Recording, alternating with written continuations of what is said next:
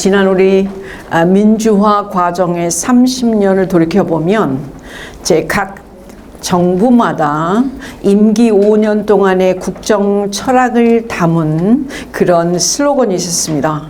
예를 들면 김영삼 대통령은 저기에 보시는 바처럼 문민의 정부라고 얘기를 하죠. 그 다음에 여기에서 김대중 대통령은 국민의 정부라고 그럽니다.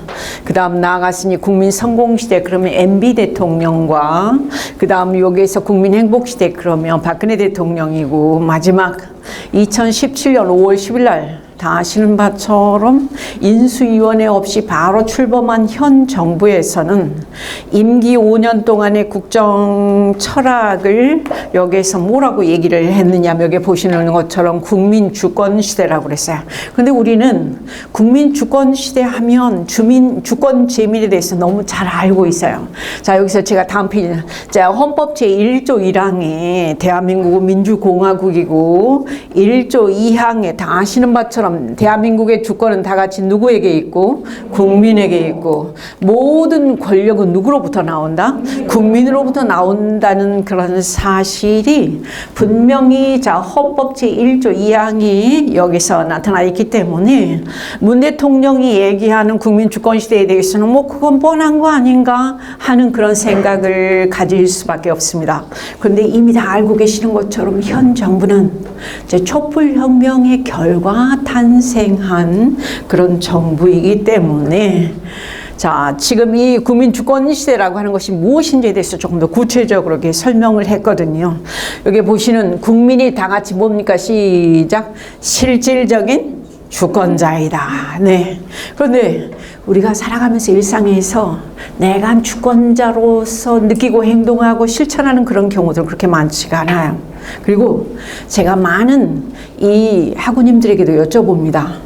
내가 살고 있는 지역에서의 주권자, 주인은 누구라고 생각하시냐고 이렇게 여쭤보면 다들 누구라고 답변을 할까요? 나.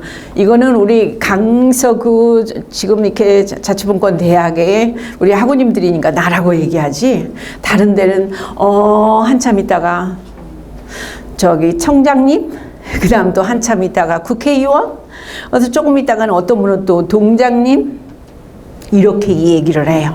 자, 지금 그 홈페이지에 들어가서 동장님이 누군지, 인구가 몇 명인지, 그 다음에 특성이 뭐가 있고, 학교가 몇 개 있고, 그 다음 관공서무 이런 것에 대해서 사람들이 관심을 갖는다, 안 갖는다? 안 가지요. 안 가져요.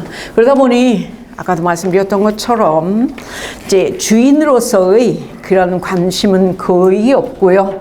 여기에서 이제 실질적인 주권자임을, 그래서 실질적인 주권자라고 하는 것은 국민 개개인이 권력의 생성과 다 같이 과정에 뭐 하는 거? 참여하고 결정하는 거예요. 그래서 최근 들어서 여기 앉아 계시는 우리 학우님들 느끼시겠지만 주민참여 예산이라든지 그 다음에 또 주민자치라든지 이런 것이 상당히 변화가 되고 있다는 것을 많이 듣고 보고 느끼고 그러고 계실 거예요. 그래서 국민주권 시대가 의미하는 세 가지의 중요한 단어가 있습니다. 요게 보시는 것처럼 다 같이 한번 읽어보세요. 시작. 직접 민주주의. 그래서 이번에 주민자치회로에 전환을 했었던 5개 동에서 지난 7월 달에 다 보면 마지막으로 무슨 총회를 했었냐면 다 같이 주민총회를 했었어요. 그래서 지금까지는 있지도 않았었던 무슨 투표를 하고 그 다음에 뭐 의제 발굴을 해가지고 거기서 뭐 설명을 하고 이런 경험들을 다 하셨을 거예요. 그러한 일련의 과정들이 전부 다 이제는 지금까지는 전부 다 관에서 해줬었더라면 이제는 누가 여기서 주인으로서 해야 되냐면 여기 앉아 계신 누가 다 같이 주민들이 그래서 직접 민주주의와 그 다음에 여기서 풀뿌리 자치라고 하는 것이 바로 그런 맥락이고요. 그 다음에 여기서 두 번째 무슨 참여? 다 같이 주민 참여입니다. 그렇습니다. 지금 참여하지 않으면 민주 시민으로서의 어떠한 기본권이 포기되는 거라고 저는 이렇게 말씀드리고 싶어요. 그래서 주민 참여, 그 다음에 여기서 다 같이 뭡니까? 시작. 주민 자치라고 하는. 그래서 참여와 자치가 잘 되면 자연스럽게 여기서 지역에 무엇이 발전하냐면 공동체가 발전하고 공동체가 활성화되고 이제 살기 좋은 이웃이 함께 어우러져서 소통하고 그러한 마을로 변화될 수밖에 없는 거죠. 자, 그래서 아까 여기 넘어가면 바로 2017년 요게 보는 10월 달에 이제 5월 달에 임기가 바로 시작이 되었었는데요. 10월 달에 전라남도 여수에서 문 대통령 아주 어마어마한 얘기를 했죠. 앞으로 개헌을 하겠다. 그게 작년이었습니다. 2018년도에 개헌을 6.12 지방선거 때에 해서 개헌을 해서 이제는 우리나라가 지방자치를 한 게 91년에 처음 해서 95년대 민선 이 단체장님이 선거가 돼가지고 뽑혀져서 민선 1기가 나왔었는데요. 지금 현재 거의 24년이 됐죠, 그죠? 그런데 이 지방자치가 거의 말만 지방자치지 실질적으로 지방자치가 제대로 되질 않고 있는데 이게 이제 건강하지 못한 그러한 우리나라의 집권 시스템이다. 그래서 앞으로는 가능하면 지금의 중앙 집권적인 그런 이 정부 운영 방침을 요게 보시는 것처럼 다 같이 무슨 분권으로 시작 지방 분권으로 그래서 권한을 밑으로 많이 내려주겠다. 그리고 지금까지는 중앙이 잘 살고 국가가 잘 살고 나라가 잘 살아야 된다는 그런 일념으로 해방 이후에 앞만 보고 달려왔는데 이제는 어디가 잘 살아야 된다라고 생각을 하냐면 다 같이 지방이 지역이 잘 살 수 있도록 하겠다. 그러면서 개헌을 해서 이제 국가가 균형적으로 발전할 수 있는 그런 모델을 만들겠다. 그러면서 대통령이 여기서 맨 밑에 여기 지금 보신 것처럼 국무회의를 제2 국무회의를 제도화하고 그다음 자치입법권, 자치행정권.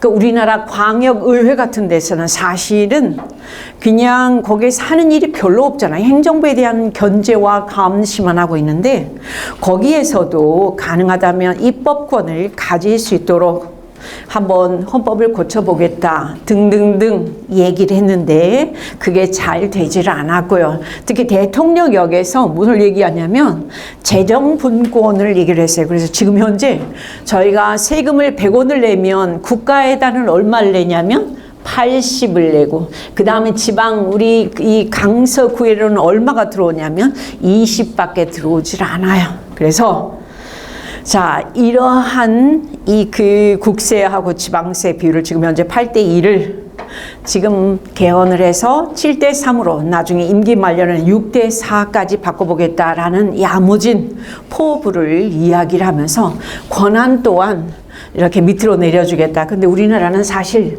저게 보시는 것처럼 이 주민자치를 하려고 할 때도 상당히 어려운 점이 많아요. 왜냐하면 주민자치의 단위가 뭐냐. 우리가 말하는 마을이라고 하는 것은 지금 현재 어디를 얘기를 하냐면 면동을 얘기를 해요. 우리는 현재 서울시에서 이제 어떠한 구역 단위로 우리가 지금 주민자치라고 했냐면 동 단위로 하고 있는데 동 단위를 봤을 때에 상당히 이제 편차가 커요. 요게 보시는 것처럼 동도 보시면 여기서 화성, 동탄, 사동 같은 인구가 92,000명입니다. 반면에 요게 지금 창원, 가포동 같은 데는 887명밖에 되질 않아요. 그래서 이런 편차가 크기 때문에 사실은 주민자치를 할 때도 조금은 어려움이 있을 수 있다. 이렇게 말씀드리고 싶고요. 이제 세계에서 주민자치가 제일 잘 된다라고 하는 스위스 같은 나라는 여기서 인구가 855만 명밖에 안 돼요. 우리 서울시 인구만큼도 더 작아요. 그런데 거기에서 자 우리나라는 읍면동이지만 거기에서는 이제 우리로 얘기를 했어요. 구 정도인데 구가 자그마한 지역이 몇 개냐면 다 같이 한번 읽어보시면 몇 개입니까? 2,740개나 되는 거야. 그러니 한 2-3천 명의 구민들을 대상으로 거기에서 주민자치가 가능하기 때문에 오붓하게 소통하고 그 다음에 오붓하게 거기에서 사람들이 자 지역의 주인으로서의 어떠한 정신을 가지고 지역 문제를 해결하고 그래서 이번에는 네가 예를 들어서 무슨 구의원이 되면 그 다음에는 당신이 하고 그 다음에는 뒷집 사람이 하고 이번에는 내가 하고 그래서 서로 돌아가면서 하다 보니까 우리나라처럼 특별히 자 거기에서 특권의식을 가질 필요도 없고 그 다음에 국회의원도 마찬가지고 전부 다 봉사하는 차원에서 돌아가면 사니까 등등등 그게 가능한데 이제 우리나라는 이게 조금 안 되는 그러한 실정이 아까도 말씀드렸던 것처럼 이제 각 그 읍면동마다의 인구수와 면적이 상당히 크고 작고 편차가 크기 때문에 자 이거를 주민자치 발전을 저해한다 이렇게 말씀드려도 될 것 같아요. 그래서 최근 들어서는 요게 보시는 것처럼 우리가 해방 후 74년 만에 패러다임이 완전 바뀌었어요. 옛날에는 지금 보시는 것처럼 중앙에서 자 모든 것을 탑다운 밑으로 이렇게 내려보냈습니다. 통치 형식으로. 그 다음에 여기서 지금 관 중심이었어요. 그러니까 공무원 중심이었고 그 다음에 중앙 중심이었었다면 지금은 절대 그렇게 되질 않습니다. 보시는 바처럼 이제는 여기서 관에서 무슨 중심으로? 민 중심으로. 그래서 모든 것이 절차와 과정이 투명해야 되죠. 그리고 전에는 자 지금 이 모든 것이 일률적으로 획일적으로 그러한 단어가 유행했었더라면 지금은 그렇게 하면 전혀 되질 않습니다. 절대 안 됩니다. 그래서 모든 주민들의 의견을 물어보고 그 다음 의견 수렴을 해서 조사를 해서 거기에서 나온 의견을 가지고 정책에 반영하고 하는 그런 분들이 그 다음 여기서 지금 보시는 것처럼 전에는 모든 것이 중앙에서 국가 중심이었었다면 이제는 지방이 살아야 지역이 살아야 제 국가가 산다라고 하는 그래서 지방으로 모든 것이 이렇게 내려가고 있습니다. 그래서 이렇게 소외에서 참여로 그 다음에 주민들이 전에는 그냥 우리가 앞만 보고 잘 살아보세라는 그런 일념으로 허리띠를 졸라매면서 정말 배고픔을 이렇게 달래가면서 우리가 눈부신 성장을 지난 74년 동안에 이렇게 해왔었더라면 이제 그동안에 우리가 놓친 게 너무 많죠. 경제제일주의로 오다 보니까. 그래서 놓친 것들이 바로 어떤 부분이 있냐면 아까도 말씀드렸던 것처럼 공동체라든지 그 다음에 또 여기서 자치라든지 그 다음에 참여 이런 부분이거든요. 이것을 다시 활성화하지 않으면 2019년 살아가는 우리 대한민국 5,200만 백성들에게는 앞으로 더 큰 어려움이 내려올 수도 있다. 또 직면할 수도 있다. 이렇게 생각이 되고요. 만약에 앞으로 이렇게 잘 된다면 자치분권이 잘 되면 요게 보시는 것처럼 특히 주민들이 정치로부터 받는 스트레스가 좀 적을 것 같아요.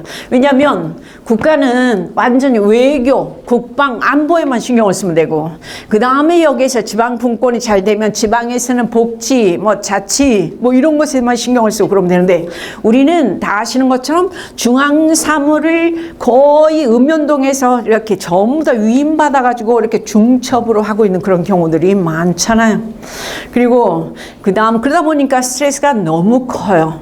그래서 국가가, 그러니까 중앙 정부가 하는 일을 우리 모든 국민들이 다 알고 있어야 돼요. 근데 이제 그게 건강하지 못한 중앙 집권적인 그러한 운영 시스템인데요. 그러한 시스템은 앞으로 2020년쯤 되면은 이제는 지방 분권으로 그 다음에 자치분권으로 이렇게 시스템이 바꿔져야 된다 이렇게 생각을 말씀을 드리고 싶고 그리고 여기서 보시는 바처럼 이제 주민들이 자치와 참여가 있어야 그런 것이 가능할 것이다. 그리고 이제 앞에 이 1강부터 5강에서 그런 말씀들 다 나왔었지만 이제 정부에서도 그 다음 전체적인 패러다임이 이제 권한을 밑으로 이렇게 내려주려고 하는데 사실은 여기서 누가 그 권한을 이렇게 밑에서 받아야 되냐면 여기 앉아 계신 누구들이 다 같이 주민들이 그래서 상당히 우리 어깨가 조금 무겁다. 여기 지금 보세요. 국가 사무가 그러니까 중앙 정부가 있고 그 다음에 여기에서 지금 서울시 그러니까 광역 그 다음 기초 그 다음 읍면동이 있는데 거의 지금 사무들이 중첩이 돼. 중앙정부에서 시키는 그런 업무들을 그대로 하고 있는 그런 경우들이 여기에 보시는 것처럼 73%나 돼. 국가유임 사무는. 그러니까 우리 강서구의 발전을 위해서 강서구의 바람직한 어떤 행정 이런 것을 개발하고 그 다음에 거기에 걸맞는 사무를 하고 그런 것은 겨우 여기에서 지금 24%밖에 되질 않아요. 그러다 보니 사실은 지역이 거의 잠자고 있고, 그 다음 위에서 시키는 일만 하고 있다 보니 자치행정이란 말이 어울리질 않고, 그 다음 여기서 지금 보십니다. 국세 대 지방세 비율이 80대 20이에요. 그래서 지금 현재 지방자치를 이할자치라 그래. 이할자치. 사실은 늘 뭔가를 좀 하고 싶어도 뭐가 없냐면 다 같이 돈이 없어요. 그래서 항상 보조금을 얼마나 받느냐 요런 거를 가지고서, 그래서 서울시 25개 자치구들 중에서도 보면 재정 자립도가 상당히 또 편차가 크고요. 그래서 이제 그런 부분을 하다 보니 항상 이 읍면동이라든지 우리 강서구에서는 서울시나 아니면 중앙정부의 눈치만 보는 그런 오늘의 국가 운영 시스템은 이제는 조금 바꿔야 되지 않을까 하는 그런 생각을 해보고, 여기 잠시만 제가 가져왔습니다. 여기 보시는 것처럼 이제 국세 대 지방세 비율 인데요. 독일 같은 나라는 여기에 보시는 것처럼 50대 49예요. 지방에 돈이 있는 거예요. 그러다 보니 어떤 정책을 개발하고 사업을 하는데도 국가 중앙정부의 어떤 그런 눈치를 볼 필요가 없죠. 요게 지금 그렇습니다. 그리고 통일 후에는 다 아시는 것처럼 옛날, 그러니까 89년에 통일이 됐는데, 서독의 주정부들이, 잘 사는 주정부들이, 지금 그 동독의 통일 전에 못 살았던 데하고 전부 다 MOU를 체결해서 그쪽으로 많은 돈을 이렇게 도와주고 있죠. 그래서 이 상생 발전하는 그러한 각 정부들이, 주정부들이 되고 있는데, 이제 그것도 하나의 특징이고요. 스위스 보세요. 스위스는 여기 지금 보십니다. 국세 대 지방세가 더 많아요. 우리나라 80대 20하고 많이 비교가 되죠. 그죠? 그 다음에 여기에 보면 캐나다도 마찬가지고요. 그 다음 미국 아니고 호주는 조금 예외인데, 어찌됐든 여기서 봤을 때에 독일과 스위스, 캐나다를 보면, 그리고 일본 한번 보시죠. 일본. 우리가 바로 옆에 있는. 일본도 지금 여기 보시는 것처럼 국세하고 지방세 비율이 몇십 대 몇입니까? 60대 40 정도니까 우리나라 80대 20은 역시 아직까지 조금 뭔가 변해야 되겠다라는 그런 생각이 드시죠? 다시 한번 대답 안 하셨네. 그렇죠? 네. 오늘 좀 강의가 무겁습니까? 내용이? 어찌했을까요? 자, 그래서 지금 현재 촛불 정권, 촛불 혁명으로 탄생한 그런 정부이기 때문에 많은 것을 밑으로 이렇게 내려주려고 하는데, 거기에서 중요한 것은 우리 주민들의 역량이 어떻게 돼야 될까요? 커져야 돼요. 그래서 주민들의 역량이 커지고 공부도 하고 뭔가 변화에 대해서 능동적으로 알려고 하고, 그렇게 되었을 때에 우리가 지금 이렇게 위에서 내려오는 그런 권한을 바로, 예를 들어 주민자치 제도 같은 것도 마찬가지고, 그렇게 되었을 때에 거기에서 공동체가 많이 조금 활발해진다, 활성화된다, 이렇게 말씀드려도 될 것 같아요. 자, 여기 보십니다. 혹시 이 중에서도 이제 대학을 다니실 때 행정학을 전공하시는 우리 선생님들 아니면 많이 계실 거예요. 근데 대학의 행정학에서 이렇게 두꺼운 책에서 나왔었던 지방자치에는 두 가지가 있습니다. 하나는 여기에 보시는 것처럼 단체자치, 제도자치와, 또 하나가 뭐냐면 여기 보시는 것처럼 주민자치라고 하는 두 축이 있어요.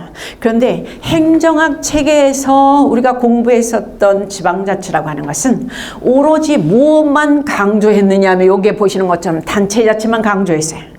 근데 단체자치라고 하는 것은 뭐냐면, 지금 중앙정부와 그 다음에 광역과 기초와 읍면동 사이에서의 수직적인 그런 관계, 예산, 사무, 그 다음에 거기에서 무슨 조직, 인사 이런 것 등에 대해서 강조하는 것이 바로 단체자치, 제도자치예요. 그런데 이 행정학 체계에서 강조했었던 이 지방자치 중에서 단체자치, 제도자치만 하다 보니까 그보다 더 중요한 게 오늘날 2019년을 살아가면서 우리가 느끼는 것이 무엇이 더 중요할 수 있느냐 하면, 요게 수평적인 분권이라고 하는, 수평적인 자치라고 하는 요게 뭡니까? 다 같이 주민자치죠.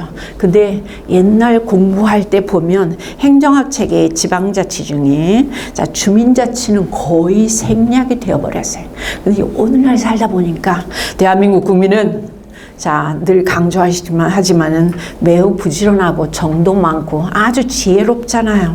근데 여기에서 주민자치를 강조하지 않고 그다음 모든 것을 누가 우리의 손과 발이 되어서 다 해줬느냐면 바로 이제 행정서비스 공무원들이 했었죠. 그러다 보니 우리 주민들은 손 놓고 지역에서 전부 다 먹고 사는 이 생계 문제만 신경을 썼는데 이제는 그게 아니라 요게 보시는 것처럼 단체자치, 제도자치에서 우리 생활 일선에서 자 지금 우리가 자치의 주인공으로 거듭나야지 대한민국이 여기에서 도약을 할 수 있겠다라는 그런 생각을 하게 된 거예요. 그래서 요게 지금 보시는 것처럼 이제는 주민자치 자, 이 부분이 굉장히 강조가 되고 있는 오늘의 현실입니다. 조금 이해가 되시죠? 예, 60년대, 70년대에는 80년대, 90년대까지만 하더라도 주민자치는 있지 않았어요. 주민자치위원회라고 하는 게 나오긴 했지만 99년에 그것도 하나의 제도상으로 나왔었지 일반 주민들에게 참여와 자치에 대해서 강조한 적 한 번도 없습니다.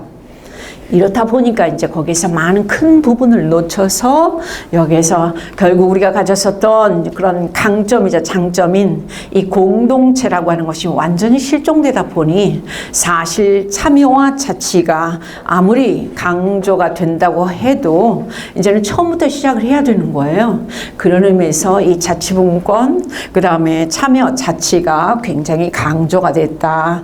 여기 다시 한번 보십니다. 그동안 우리가 미흡했었던 주민자치 자, 무엇이 문제라고 생각하는가? 이 부분에서는 제도가 처음에 잘못 만들어졌다에 대해서는 우리가 다 같이 공감할 수 있을 거예요. 99년에, 2000년에 뿐만 아니라 그러다 보니까 그들만의 주민자치가 지금 지난 20년 동안 이렇게 진행이 되어 왔다. 그래서 열심히는 하셨는데 주민자치가 아닌 것은 아무것도 없어요. 열심히는 하셨는데 사실 이렇게 손에 쥐어보니 별로 쥐어진 게 없더라라고 하는 것이 바로 오늘의 주민자치입니다. 그래서 어떻게 하면 더 많은 사람들이 자치의 주인공으로 어떻게 하면 더 많은 주민들이 거기에서 참여의 주인공으로 함께 할 수 있을까? 그렇게 해서 공동체가 정말이지 이렇게 활발해질 수 있을 것인가? 이에 대한 고민을 우리가 많이 해야 되는 게 바로 오늘의 현실이다. 저는 이렇게 생각을 하고요. 여기 보시는 거 주민자치에 대해서는 이미 다 알고 계세요. 자, 주민자치의 정의에 대해서 많은 학자들은 지역자치, 주민자치, 마을자치, 동네자치, 그 다음에 아까 나왔었던 생활자치 다양하게 의논을 하고 있습니다. 그런데 주민자치라고 하는 것은 자, 지금 여기 보시는 것처럼 이제 일정 지역에 거주하는 여기서 일정 지역이라고 하는 것은 우리는 읍면동을 얘기해요. 우리나라에서는.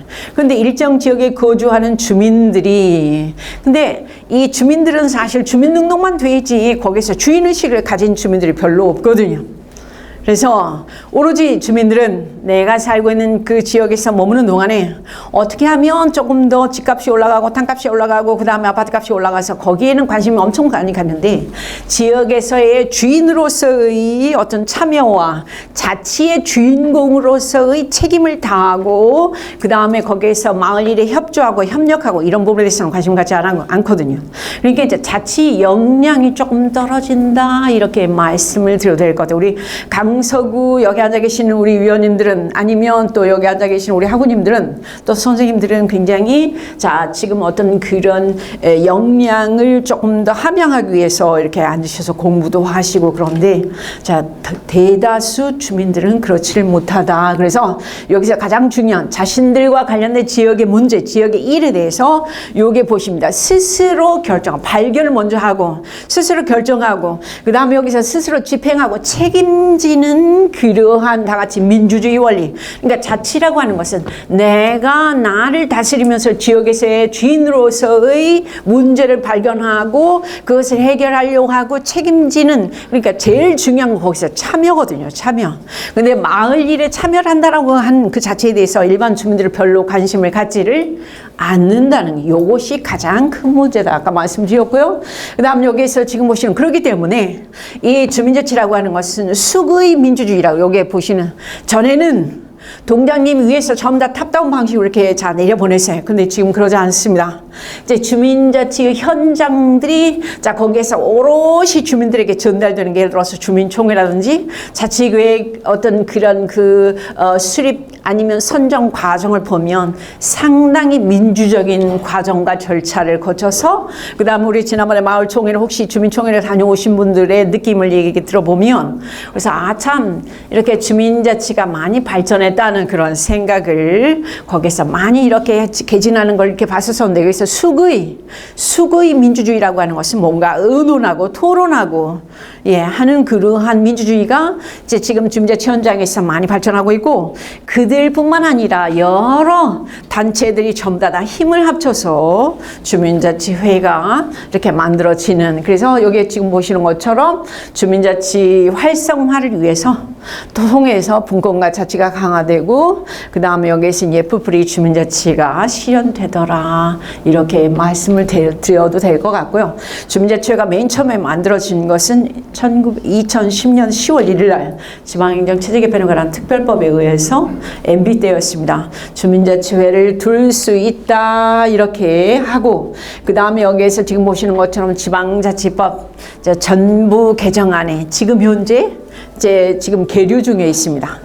아직까지 통과는 되진 않았는데요. 여기에 지금 볼 것 같으면 여기서 주민자치회는 밑에 둘째 줄에 지역 내 다 같이 한번 읽어보십니다. 무슨 성을 반영할 수 있도록 주민대표성. 거기서 주민대표성이라고 하는 것은 뭐냐면 이제 다른 단체들도 다 있었어요. 전에는 주민자치위원회 때는 그런 다른 단체 중에 하나였던 게 주민자치위원회 의상이었었는데 이제는 주민자치회라고 하는 것은 그런 단체장님들도 다 오시고 단체 대표들도 오시고 지역의 역량을 가지신 분들이 다 오셔서 자 지금 주민자치센터 그러니까 자치회관 운영에 대한 또 주민세 개인균등뿐만 아니라 참여예산 그런 어떤 것까지도 이제 사업을 결정하고 그 다음에 거기에서 주민 전체가 모인 가운데 사전에 승인을 받고 하는 그러한 주민총회를 개최를 할 때 거기에서 이제 그분들이 바로 주민 대표들로 구성된 그런 주민자치회다는 것을 이제 그 인정을 받을 수 있을 만큼의 역량과 전문성과 그리고 여기에서 중요한 지역을 이제는 경영할 수 있는 옛날에는 봉사정신만 가진 주민자치위원들이 필요했었는데 이제는 그러지 않고요.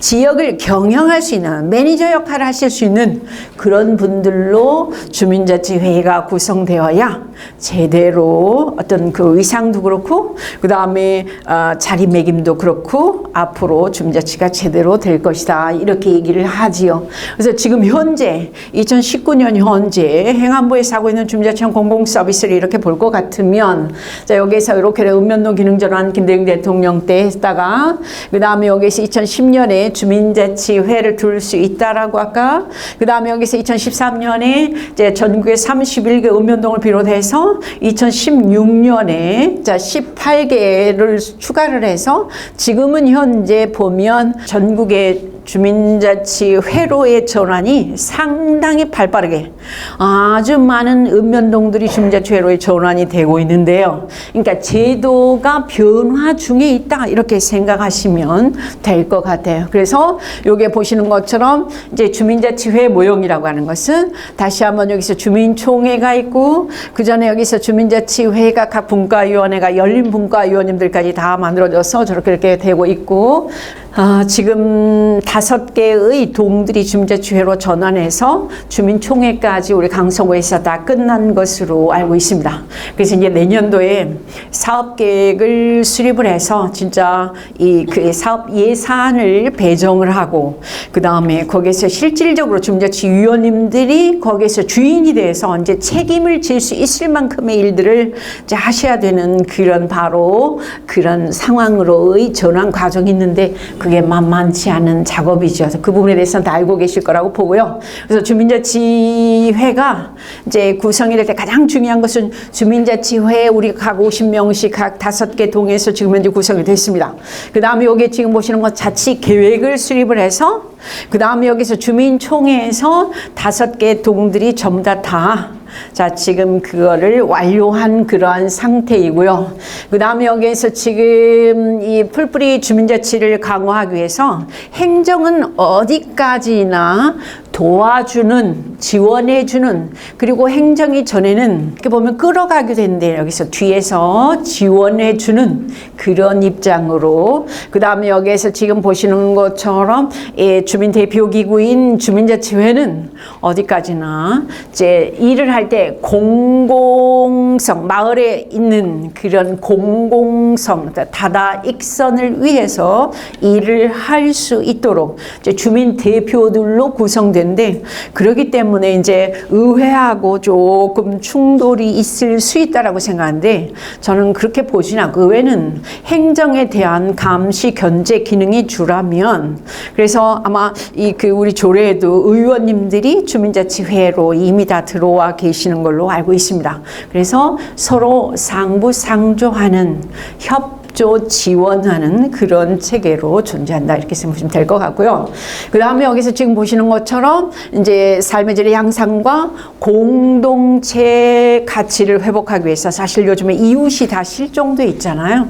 그래서 저렇게 지금 행안부가 현재 주민자치원 공공 서비스를 추진하고자 저렇게 노력하고 있고, 그 다음에 지금 현재 확산기를 거쳐서 내년도에는 이제 주민자치회가 조금 정착할 수 있는 그러한 시기로 지금 이렇게 예상을 하고 있는데, 자니 지금 주민자치원 공공서비스는 내년도에 주민서비스라는 이름으로 또 바뀐다고 그래요. 그래서 참 그것도 좀 싫다. 그런데 어찌됐든, 자, 여기 지금 보시는 것처럼 이 주민자치가 환경변화를 이렇게 겪고 있으면서, 특히 여기에서 지금 보시는 것처럼 대표성과 그 다음에 여기서 민주성, 특히 여기에 보면 자치성을 강조하고 있는 주민자치회로의 전환이 지금 현재 진행이 되고 있다 생각하시면 될 것 같고요.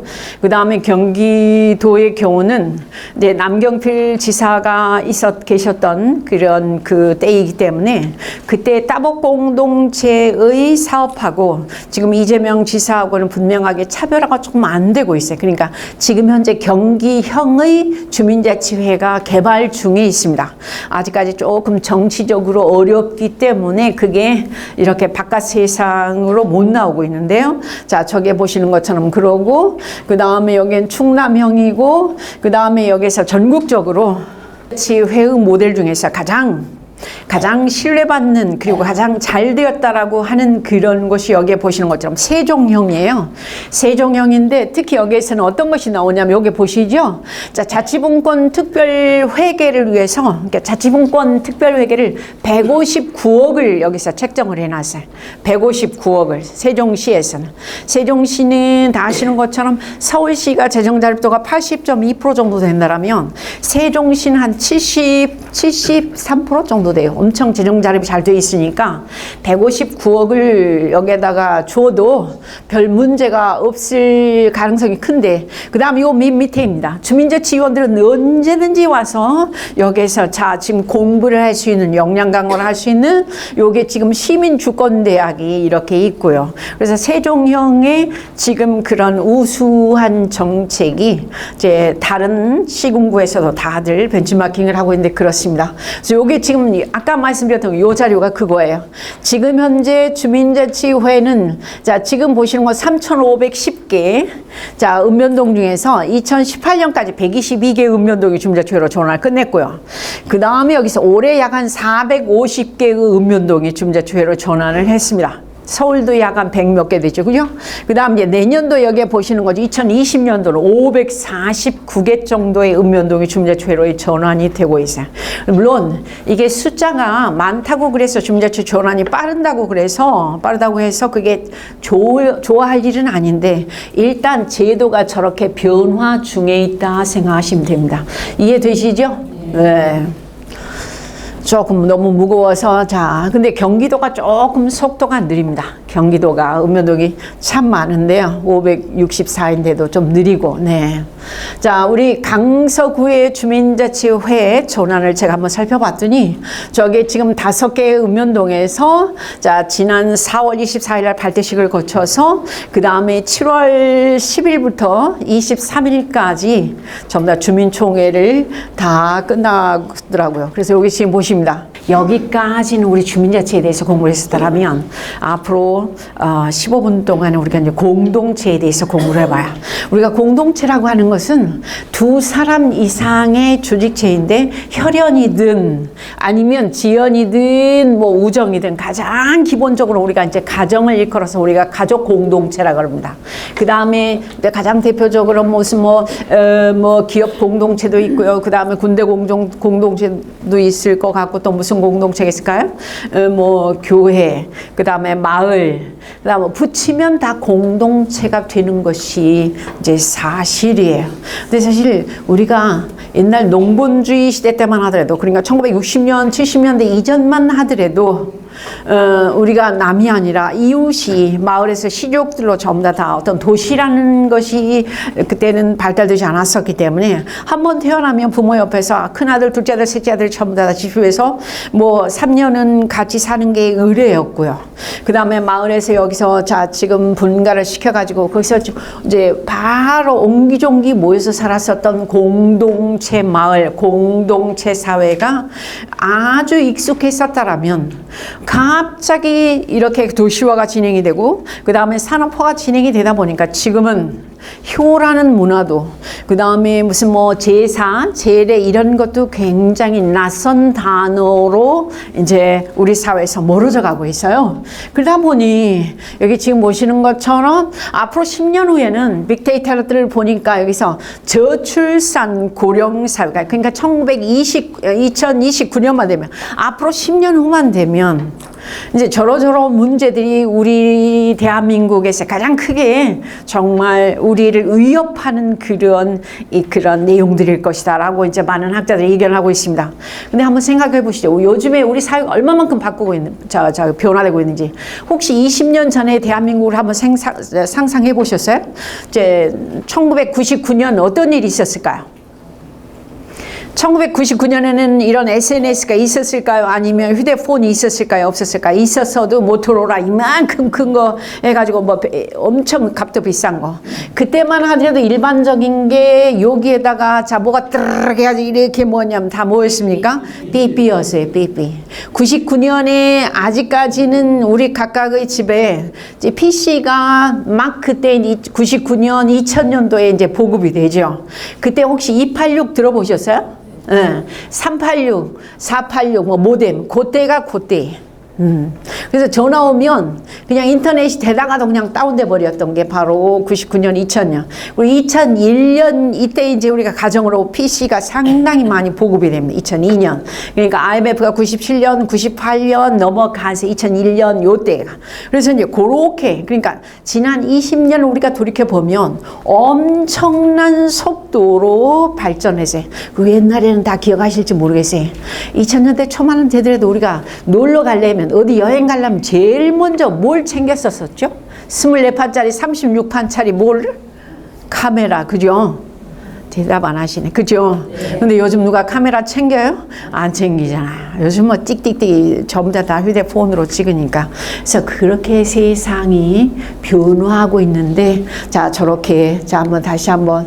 그래서 사실 요즘은 우리가 공동체라고 하는 것이, 그러니까 내가 아닌 또 다른 이웃 아니면 옆집 뒷집 앞집 아니면 친척이라고 하는 그런 개념들도 너무나 아주 정말 빠른 속도로 와해되고 있고 그 다음에 전에는 친척하면 대충 만나서 사촌이라도 다 얼굴 보고 뭐 어쨌는데 요즘은 그냥 보는 게 거의 결혼식 때나 아니면 애사 때 누구 돌아가셨을 때 동의하시죠? 네. 그래서 지금 어떻게 보면 제 가정과 지역사회가 붕괴되고 그 다음에 여기에서 이제 오히려 혼자가 익숙한 그래서 아이들도 보면 우리 여기 앉아 계신 아버님들 동의하실 수 있을지 모르지만 초등학교 때까지는 그래도 아이들 굉장히 정말 부모하고 이렇게 소통이 잘 되고 그런데 중학교 사춘기만 딱 되면 방으로 어떻습니까? 애들이 꼭꼭 숨어버려. 그래서 부모하고 소통이 잘 된다, 안 된다? 안 된다, 안 된다. 그래서 참 사회가 아이들을 그렇게 이제 뭐랄까요? 양육을 한다고 하지만 너무나 다르게 변화가 되는 걸 보면서 진짜 입이 있어도 말을 할 수가 없는 세상이 요즘인 것 같아요. 그래서 여기 지금 보시는 것처럼 이런저런 그래서 이제 혼밥 혼수를 훨씬 더 편애라고 그래. 편애라고 그래. 그다음 여기 보시는 것처럼 이제 그렇다고 우리 대한민국 사람들이 경제적으로는 세계에서 뭐 11위, 13 수출 그런 그 단위만 본다면 11위, 13위입니다. 그런데 사실 우리가 정말 앞만 보고 달려온 지난 74년을 돌이켜보면 그래도 눈부신 성장을 이렇게 했으니까 고마울 일인데 그 반면 이면에 잃어버린 것이 너무나 많아요. 그래서 우리가 과연 행복한가? 우리가 오늘날 이렇게 열심히 달려온 지난날을 이렇게 돌이켜보면 과연 오늘의 삶에 만족한가에 대해서는 다들 조금 생각이 엇갈린다라고 저는 봅니다. 그래서 여기에 보시는 세계의 행복지수를 봤을 때에 우리가 54위밖에 되질 않고요. 반면 저쪽 부탄이라든지 네팔 같은 데라 그렇게 가서 보면 정말이지 절대 빈곤 상태임에도 불구하고 사람들이 다 웃어 이렇게. 우리도 옛날에 없이 살 때는 많이 웃었잖아요. 그죠? 대답도 안 하셔. 근데 어떤 게 좋은 건지는 모르겠어요. 근데 중요한 거는 오늘날 살아가면서 우리가 스트레스를 더 많이 받아요? 조금 받아요? 다 같이? 많이 받아. 이제 요게 문제라. 옛날에는 그래도 좀 없이 살았지만 많이 웃고 살았는데 그래서 조금 더 행복하다 싶었는데 우리는 돈이 많으면 행복할 것처럼 생각을 했었죠. 옛날에는 부자가 되면 우리가 훨씬 더 많이 웃고 많이 건강하고 그럴 줄 알았는데 그렇지 않은 거예요. 그래서 이제 그런 현실을 보면서 자 저게 보십니다. 이제 우리나라 행복지수 순위가 엄청 떨어져 가고요. 공동체 지수도 지금 거의 OECD 경제협력개발기구 중에서 거의 꼴찌예요. 예, 공동체 지수. 사실 우리가 옛날 방금도 말씀드렸던 것처럼 1970년대까지만 하더라도 우리가 이웃이 다 있었거든요. 우리가 남이 아니었어요. 자, 지금 배고픈 사람, 가난한 사람 보면 우리가 전부 다 도울 줄 알고 배려할 줄 알고 그랬었는데 요즘은 그러는 자체에 대해서 오히려 더 한심스러워하죠. 저 사람 뭐가 잘못된 거 아니야? 이렇게 얘기를 하는. 자, 여기 보십니다. 이제 우리 특히 이 휴대폰이 너무나 이렇게 많이 보급이 되어 있고요. 자, 저게 보시면 저렇게 하고 잠시만. 그 독일에 프랑크푸르트에 가면 인구가 한 60만 넘을 거요. 프랑크푸르트 유명한 도시잖아요. 거기서 와이파이가 터지는 곳은 빌딩이 딱 하나밖에 없어. 자일이라고 하는데. 그러니까 보통 때는 길 걸어가면서 이렇게 사람들이 할 수가 있다 없다. 와이파이가 안 터지니까 안 되는 거예요. 돈 더 내야 되니까 사람들 우린 길 걸어가면서 앞에 막 부딪히고 전철 타면서 막 그러잖아요. 근데 거기 그런 게 없어요. 왜? 와이파이가 안 터지니까. 근데 우리는 진짜 등등등등 하고 저게 보시는 것처럼 네. 자, 지금 무연고 사망자 수도 저렇게 2년 새에 5년 새에 2배가 폭증하고 그래서 뭐 출생아에 대해서는 제가 말씀 안 드리겠습니다. 그래서 사실 대한민국은 보시는 바처럼 전체 면적의 12%가 안 되는 그 지역에, 그러니까 수도권의 전체 인구의 절반이 살잖아요. 그죠? 그래서 수도권으로 다 몰리고 있는 이 기현상. 그러면서도 거기서 자 떠나지 못하고 정말 열심히 다들 살고 있는 우리 오늘을 보면서 자 저렇게 그리고 이제 앞으로 226개의 기초자치단체 중에서 89개가 소멸 위기에 그리고 다 아시는 것처럼 인구가 4만 미치 전국에 몇 개의 군이 25개 군이 4만 미치라.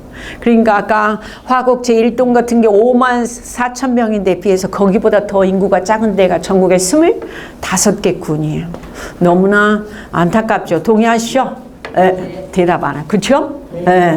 참 이런 그래서 이제 공동체라고 하는 것은 사실 요 맨 밑에 항상 참여해야 돼요. 빠지면 안 돼.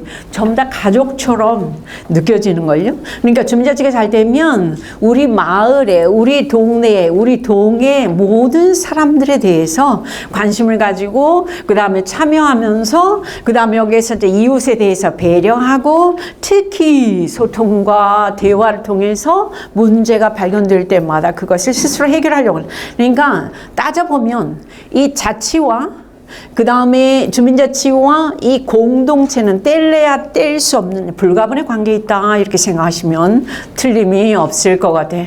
그래서 우리 공동체 의식이 가장 역사적으로 발달되었던 그런 사례들을 보면 우리가 이제 그 IMF 때 근무기 운동 기억나시죠? 여기에 보시는 자 지금 IMF가 1997년 11월 21일 날 우리는 열심히 살고 있는데 그때 이제 우리가 OECD에 가입이 돼서 1인당 국민소득이 그때 이제 10,000불을 달성했어요. 96년에. 그래서 막 우리가 막 드디어 우리가 선진국 대열에 들어갔다 막 정말이지 이렇게 그 사기가 충천해 있을 즈음에 어느 날 임창열 경제기획원 장관이 우리가 IMF로부터 구제 금융을 받아야 됩니다. 우리의 외환 위기가 외환 잔고가 이것밖에 안 됩니다. 빚이 이렇게 많습니다. 그래서 IMF로부터 우리가 구제 금융을 받은 게 11월 21일이에요. 그래서 우리는 얼마나 절망했어요. 우리는 열심히 산 죄밖에 없는데 국가가 부도나 버렸던 게 바로 그때잖아요. 그래서 그때 이제 막 여기저기 세고가 되면서 여기에 보시는 것처럼 이 실업자 수가 175만 그렇게 돼버려요. 그래서 엄청 그때 노숙인이라는 단어가 처음으로 만들어진 게 저 때였었고요. 이제 그럴 때 국민들이 그러니까 11월 21일이었는데 그 이듬해 1월 4일 날 금모으기 운동이 이제 처음으로 시작이 되지요. 그렇게 해서 요게 보시는 것처럼 350만 명이 뭐 돌반지 모반지 다 해가지고 약 한 21억 불을 전부 다 이렇게 환전을 해서 그것을 갖다가 그래서 전 세계적으로 국가 위기를 그렇게 국민들이 다 동참해가지고 근무기 다 줄 서가지고 그렇게 해서 외환위기를 우리가 2004년 8월에 인도하고 그 다음에 태국하고 다 인도네시아하고 태국하고 전부 다 외환위기를 같이 겪었습니다. 우리가 제일 먼저 조기 졸업했죠. 세계에서 진짜 대한민국의 국민들의 우수성이 과시되던 그런 때였습니다. 그 다음에 여기 이제 월드컵 때 다 동의하시죠? 얼마만큼 우리는 거의 붉은 악마가 되어서 거리에 나가서 거리 응원을 꿈은 이루어진다. 이런 게 바로 이제 공동체 활동이고 공동체 사회의 모습이에요. 그러니까 우리가 주민자치 잘 되면 저만큼 다들 참여하면서 함께하면서 소통하면서 마을이 북적북적 할 텐데 사실은 다들 바쁘게 살아가는 오늘날의 주민들에게 이렇듯 공동체를 강조하는 것은 조금 앞뒤가 안 맞을 수도 있습니다. 그 다음에 여기서 노아베 운동 같은 경우들 보면 다 아실 것 같고요. 왜 더 많은 사람들은 마을 일에 대해서 관심 갖지 않고 주민자치에 대해서 참여 안 하고 그 다음에 공동체에 대해서 무관심할까? 이 부분에 대해서는 우리가 날을 새면서 토론을 해도 시간이 조금 부족할 것 같다는 그런 생각이 이제 마지막입니다. 늘 제가 말씀드려요. 우리 대한민국 국민들은 강점이 참 많아요. 그래서 이 부지런함, 근면함, 그 다음에 정이 많은 이 국민성들을 지금 어떻게 하면 지역에서 좀 이렇게 개발을 하면 좋을 것 같은데 그게 잘 안 되는 거거든요. 그래서 개인 자치는 다들 100점 줘. 개인의 출세와 개인의 성공을 위해서는 밤잠도 모자라다 아니면 부족하다 다 같이 모자라다 부족하다 다 맞아요. 그런데 개인의 성공 출세를 위해서 노력하는 개인들이 궁극은 성공을 하고 출세한 다음에 마을로 동네로 지역으로 나와야 되는데 나온다 안 나온다 다 같이 안 나온다는 거야. 더 많은 사람들은 해외로 가고 더 많은 사람들은 마을과 완전히 담을 쌓고 사는 오늘을 보면서 어떻게 하면 여기에서 지금 이 주민들이 더 많은 주민들이 주인의식을 가지고 여기에서 지금 마을로 나올 수 있을까? 지역으로 나올 수 있을까? 이게 바로 여기서 답을 뭐라고 했냐면 주민의 다 같이 무슨 화? 시작. 주인화고 그 다음에 이 주인화가 되려면 다 같이 뭐가 답이냐면 다 같이 주민자치가. 그 주민자치가 잘 되면 당연히 마을이 어떻게 될까요? 자, 여기에서 잘 살아지고 활성화되고 공동체가 여기에서 활성화될 것 같은데 그게 참 어려운 거예요. 자, 그래서 이제 마지막으로 드리는 저의 제일 대면 그런 제안사항은 뭐냐면 이게 늘 뭐라고 보이신다고? 다 같이? 눈사람? 이 아니라? 오뚜기예요. 오뚜기. 맞습니다. 오뚜기는 특징이 있어요. 그래요. 넘어지지 않아요. 넘어지지 않는 이유는 무게중심이 아래가 있으니까. 에이, 아주 멋져요.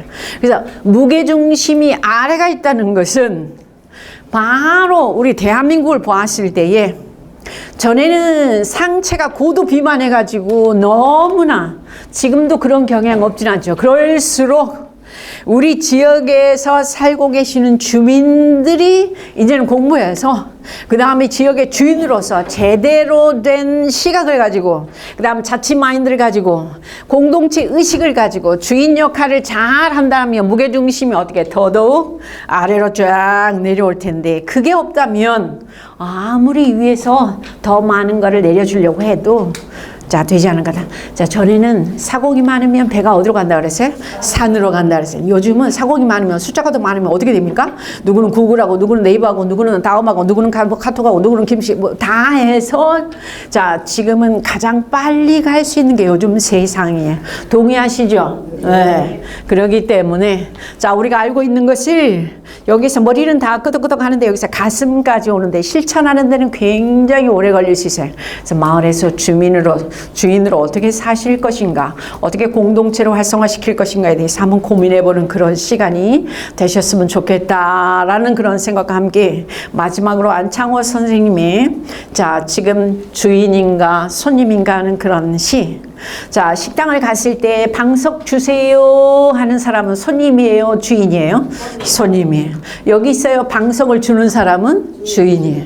자, 지금 각 동에서 사시면서 내가 살고 있는 동에 홈페이지에 들어가서 내가 내 지역을 알고 내 지역의 문제를 알고 거기에서 함께 참여해서 거기에 대한 답을 얻고자 함께 소통하면서 이게 공동체죠. 그래서 공동체와 주민자치는 떼일래야 떼일 수 없는 그런 관계에 있다. 다 같이 주인이 되시겠습니까? 아니면 손님이 되시겠습니까?